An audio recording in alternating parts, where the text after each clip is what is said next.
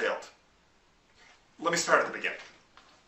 I had a client that I was meeting with, and we were going over what's been going on in his business, and he said to me, he goes, Mike, I keep on hearing over and over and over again from people, it's too expensive, it's too expensive, it's too expensive, it's too expensive. And I said, well, what do you do? He says, well, I get frustrated, I walk away, and I just accept it's too expensive. Now let me ask you, has this ever happened to you before where someone's told you your product, your service, or whatever you're doing was too expensive, or a myriad of other excuses that you've gotten, and you either accepted it or didn't know what to say?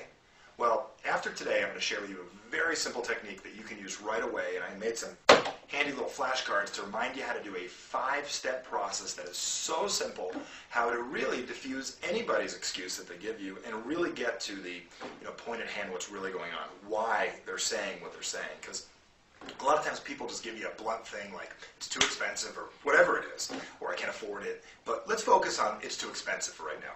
So here's the technique and why I said I failed, because I failed to share this with you earlier, and it's really my fault. So let me make sure I get this to you now.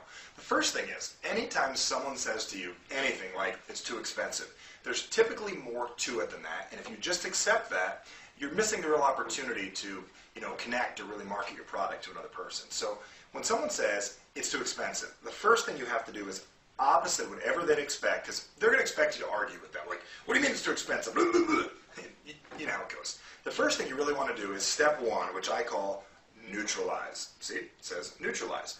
Neutralize the response, which means, take the power away from it. So when someone says that's too expensive, the most powerful thing you can ever say is, okay. Let me show you again. Okay. And when you say that, it's not that you're agreeing with them, but in their mind it seems like you're agreeing with them, and you're giving a little validity to their reason. The second thing you do after you neutralize it, and give you this, is you confirm what's really going on. For instance, when somebody says that's too expensive, you might want to say, well, is that your only concern with our product? And right there you're finding out what the real major concern is. Because they might say, no, there's 4 other things bothering me. Because wouldn't you like to know in advance if it's not just one thing, if it's 4, 5, 10 reasons? Now you're finding out what it really is. And typically when someone says it's too expensive, you say, okay, and then immediately say, well, is that the only challenge with our product or purchasing this? And they say, well, yeah, that's the only thing bothering me. Right there, they're locking themselves in to walk straight into step 3, which is really to question and uncover. Now, questioning and uncovering, the main portion of this is uncovering, figuring out why they feel that way. Kind of like a therapist asking, well, why do you feel that way? For instance, someone says that's too expensive, and you say, well, what do you mean it's too expensive? What makes you feel that it's too expensive? Well, I don't know, Mike. I think I can get it at Sears cheaper. I saw it there last week. I can just drive to the mall and get it at Sears. And right there you found out is that they can get it at Sears and they can find it a little cheaper. And why would they buy it from you if they can get it from Sears? Got it? Now that leads to the next point. The next thing is what's called the reposition. Now what reposition means is now that we know that the real response is not the one you thought it was earlier. It's not that it's too expensive, it's that they can buy it at Sears. The reposition is one of the coolest techniques you can ever use. And here's where I use, wow, I guess I failed.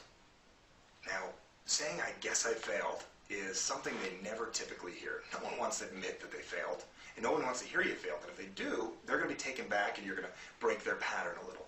So right here at step 4, when they said it's too expensive and they can get it at Sears, you say, wow, I guess I failed. I guess I failed to show you all the value that you get with this product and the additional value you get getting it through me. And here's the opportunity for you to re-explain this, go through it over and over again until you can share enough value. Because remember, people will buy what they value and they see value in and what they desire to own. Now, when you say I failed to share with you all the benefits of this. Let me take a few minutes and make sure I go over this to you, because there's no way you should be feeling that this is too expensive. Let me make sure I go over this to you, because I don't want to miss out. I don't want to fail you, and I don't want to fail me by you not seeing the real value. Once you start to do this, they're going to open up to hearing the information one more time, and that leads you to step 5. And this is re-asking for the sale, based on the real objection. See, the real objection is not that it's too expensive. The real objection is, why should I buy it from you when I can get it at Sears either for the same price or a better price? Now you're focusing on the real objection, not that it's too expensive, that you can get it at Sears, and why should I get it from you? That's what they're really asking you. So by using the technique, I failed you, and I failed to explain this correctly, people are going to be a lot more open to listening to what you have to say. This works throughout the direct sales business. This works with any time you're explaining anything to anybody and they give you an objection of any sort. First thing is, make sure, I'm going to go through one more time, you neutralize with the OK technique. The second thing you do, very, very simply, is you confirm that's the only thing. Because if there's more than one, you've got to deal with every single one of them individually.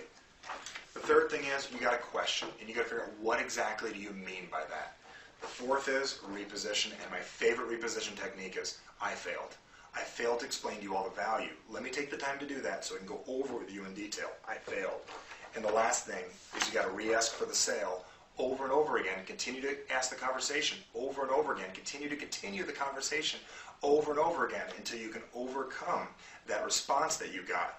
Really the secondary one, which is more important. Maybe a third or fourth along the way, but make sure to follow this procedure. So I'm glad I didn't fail you.